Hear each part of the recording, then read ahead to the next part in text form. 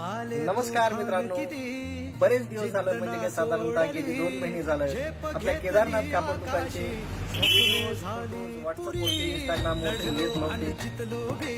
बऱ्याच मित्रांचे कॉल येत होते, मेसेज येत होते. त्यानंतर भेटल्यानंतर बरेच मित्र विचारत होते आपले की बाबा आपले व्हॉट्सअपवरती मेसेज काय येणार किंवा फेसबुकवरती इंस्टाग्रामवरती अपडेट काय येणार. तर याचं कारण असं मित्रांनो, 2 महिने झालं मी आपलं स्वतःचं मॅन्युफॅक्चरिंग युनिट तयार करण्याच्या कामामध्ये व्यस्त होतो.